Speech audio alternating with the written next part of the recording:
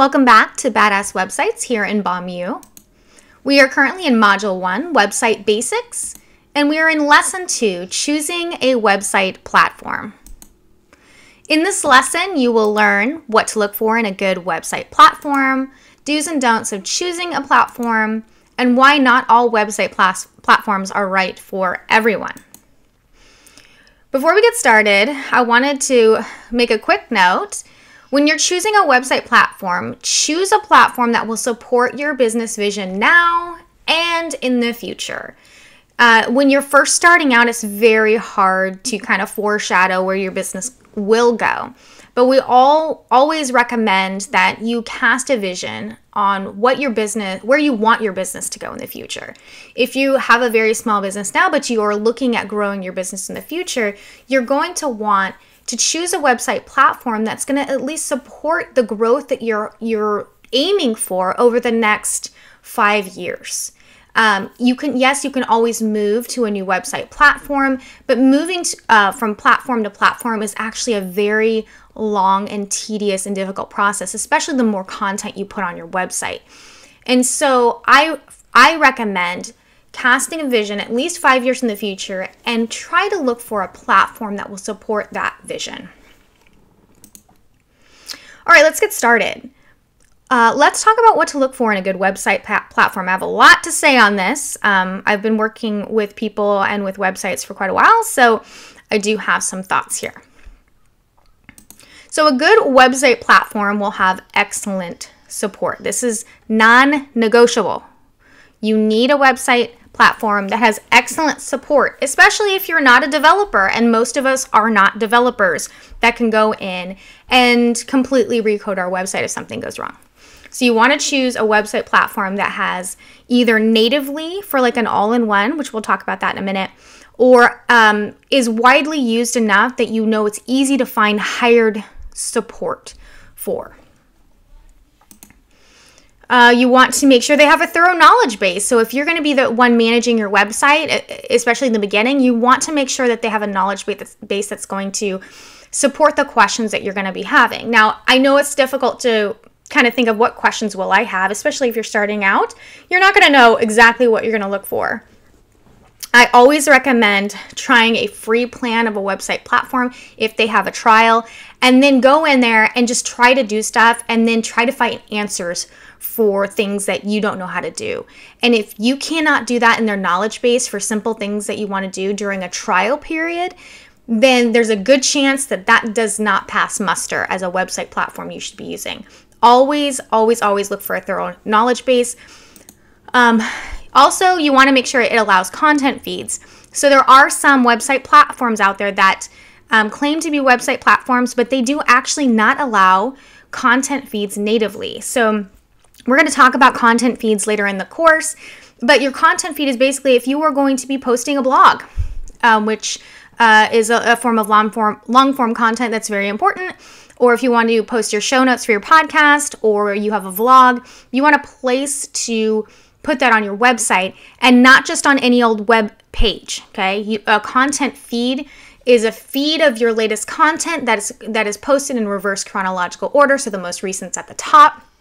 And you want a feed that functions like that, so you're not manually having to put things on a web page, because that is not a content feed, and you want an automated content feed for implementing a good long-form content strategy. All right. Another good website platform aspect would be that they have many design templates or designers to choose from. So if you have a budget for a good designer, that's great. There's a lot to choose from. But if you want to, if you don't quite have the budget for a designer, which let's face it, a lot of us who are beginning don't really have that budget, then you want to choose a platform that has plenty of design templates. So if you're looking at a platform and you go to someplace like creativemarket.com, which I'm going to recommend later in the course, to look up design templates for that specific platform. First of all, make sure that you can actually use design templates on the platform, and then make sure there's a lot to choose from, because there are website platforms out there that actually don't have a lot of pre-designed templates for you to use, and that's a problem. But a lot of them that are really good do have lots of design templates to choose from. And those design templates are created by professional designers. So if you use the template, you actually are going to have a professionally designed website that you can customize to your branding. We also want to make sure whatever website platform you choose, that it supports your business plan, okay? We just talked about that, choosing a platform that's going to support your business vision or your business plan for the future, at least 5 years into the future. And so you're really going to want to think about that. How is it going to work with other systems? What kind of offers are you going to want to build? All of that. So let's move on. Ultimately, you want to make sure your website platform is scalable. As your business grows, as your offers change, all of that, you want to make sure it's going to be able to scale with your business. Let's talk about the do's and don'ts of choosing a website platform. First, never, ever, ever build your website on a platform that's not made to host websites. I'm going to give you some examples. Website platform don'ts, no MailChimp. Okay, if you use it for your email marketing, fine, that's a whole nother course. But don't build your website there. If they have landing page builders, on any CRM system, the landing page builders are meant for landing pages, one-off pages, not entire websites. No Canva. I know Canva has an opportunity or option to create websites now. That is not meant for websites. So even though they offer that, don't build your website there. It's not actually suited for strategic websites. No CRM landing pages. Again, you can use CRM landing pages for one-off pages, but don't build your whole website on them. Yes, people do this, and if you've done that, no judgment, you might need to rethink your website strategy, though. No Instapage. Again, that's a website. They do have the ability for you to create your whole website on there. I do not recommend it. I would use it as a landing page builder and nothing more. No lead pages for the same reason. You can use it for a landing page builder, but not for your entire website. And no one-page sites. So there are some gurus out there that are teaching this strategy of having a one-page website, and that might be easy for you to build. It's not a good user experience. It doesn't create the experience that I believe you're going to want to create for your people. It's not going to be as easy to navigate as having websites, pages dedicated to a specific topic. It's not good for SEO. Don't do it. Don't do it. Let's talk about website platform do's. When it comes to building your website, stick with a platform that is meant for building websites. Here are some examples. Yes to WordPress. Yes to Kajabi. Yes to Wix. Yes to Squarespace. I know Kajabi's in here. I know Kajabi is, I believe, originally started just as a course platform, and they have websites now. But you can actually effectively build an entire website, and it's now kind of built for that. So I'm going to say, yes, Kajabi is fine. But again, don't use landing page builders, no matter if they're from CRMs. Canva is a design tool. Don't use it to build your website, that kind of stuff. These four are fine. And if you have a question about a website platform that you're not sure of, pop it in the community group and see if someone's used it and get someone's opinion on it. All right, let's talk about why not all platforms are right for everyone.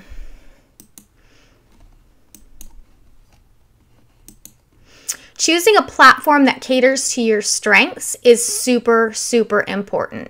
If you're not comfortable with tech, consider the learning curve or the availability of hired help. Okay, this is really important.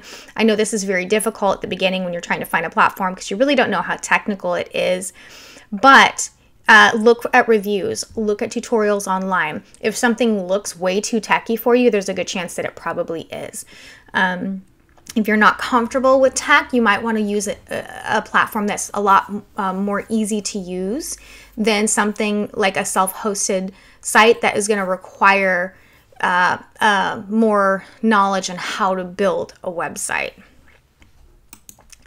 So there are two different kinds of website platforms. One is called the all-in-one platforms.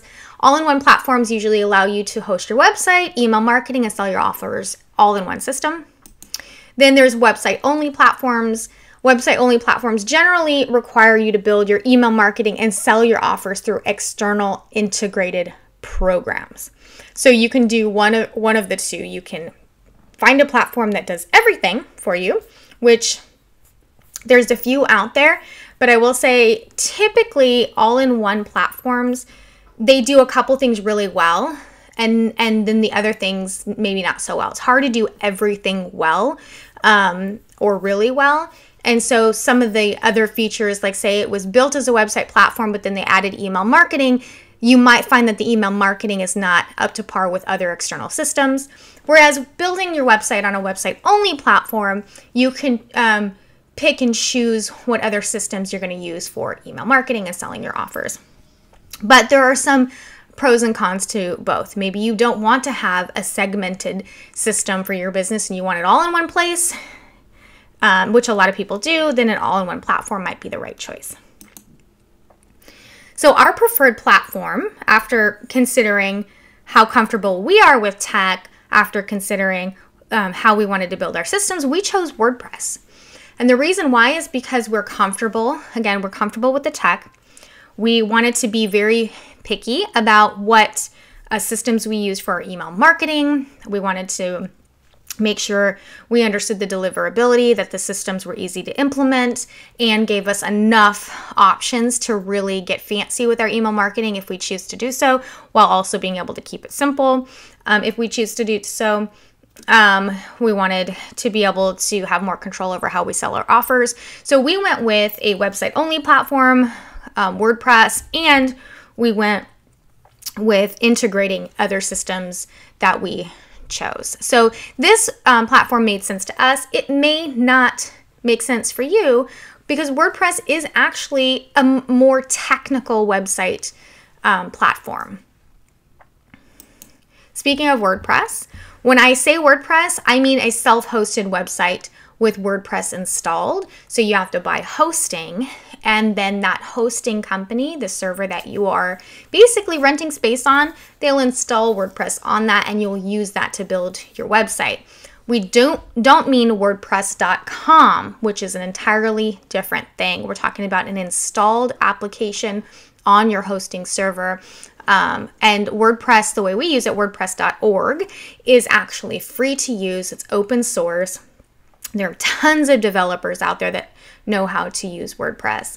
And so it's our preferred option. But if you look into WordPress, do not go with WordPress.com. It's something completely different. A further word on WordPress. WordPress is not for everybody. Like I said, it's a website-only platform. It has unlimited design options, which is one of the reasons why we chose it. We like to have full control over the design of our site. We didn't want to be limited to just a couple templates.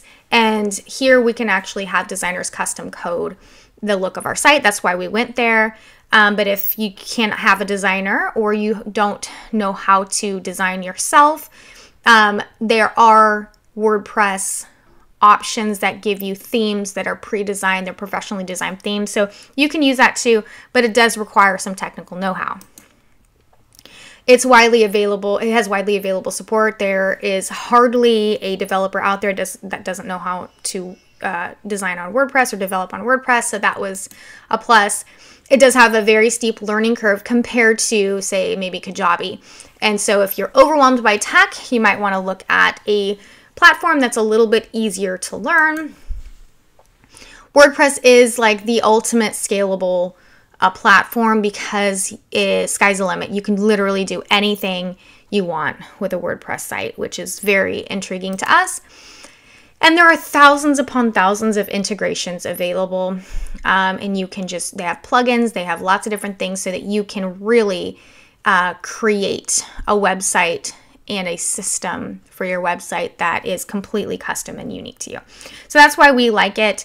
Again, it's not for everybody. You might want to choose something that doesn't have as much technical know-how. or doesn't require as much technical know-how, like a Kajabi, like a Wix, maybe Squarespace, which all do have some support, and they do have people you can find that help you with some things on it. And so there's neither one of these are bad. This is just our preferred because we like to have control, and we do have quite a bit of technical know-how on our team. So think about those types of things when you're looking for your platform. All right, quick recap. We were in lesson 2, and in this lesson we talked about what to look for in a good website platform, do's and don'ts of choosing a platform, and why not all website platforms are right for everyone. In lesson 3, we're going to talk about how to choose a good domain, the do's and don'ts of choosing a good domain name, and how to purchase your domain. So we are going to talk about that in the next lesson. I'll see you there.